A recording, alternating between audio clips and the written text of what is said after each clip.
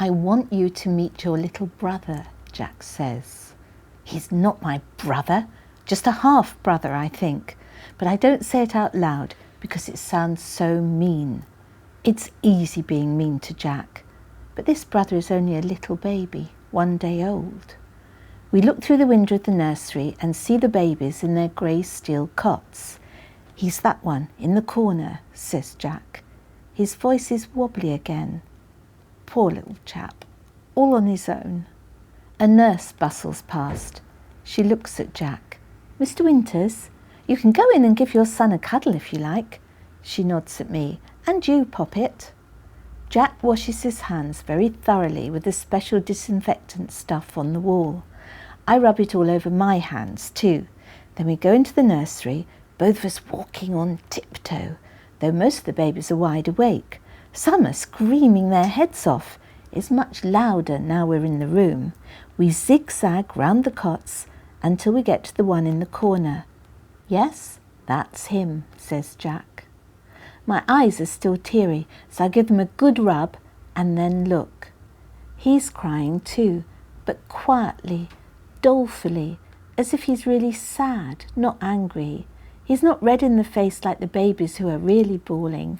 He's pink, with little mottled patches on his cheeks and forehead. His eyes are screwed up and his mouth is open. His nose is just a tiny button. I thought he'd look like Jack, big and bluff, but he's little and delicate, with the softest fair wisps of hair. His tiny hands are up by his head, his fingers clenched into fists, as if he's fighting. "Hello, little chap," Jack whispers. He reaches down into the cot and lifts the baby up very, very carefully. His gown is caught up, so one of his comically tiny bare feet dangles down. Jack smooths his gown and holds the baby against his chest. He's holding him tightly, but I can see his hands are trembling. "There you are, poor little boy," he says. He tries rocking him. The baby snuffles. "You like that, don't you?" says Jack. He presses his cheek against the baby's head. "My little boy." I swallow. Jack looks at me. "Do you want to hold him, Ella?" I shake my head, but Jack holds him out all the same. "Don't look so worried, it's easy. Just hold your arms out. There we go."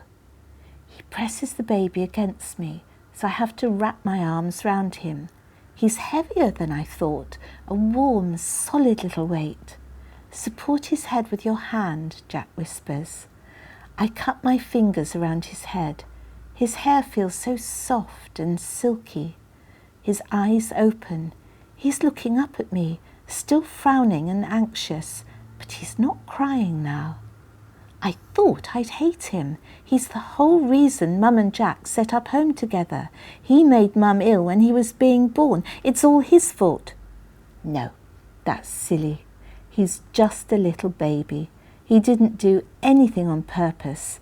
He just grew and got born, and now he doesn't really want me. He doesn't want Jack. He wants his mum. "Can we take him to Mum?" I asked Jack. "They're going to try soon, when Mum's more stable," says Jack. "He needs her," I say. "Yes, I know. We all need her," says Jack. "Right, let's pop him back in his cot now and go back to Mum. We'll tell her all about the baby."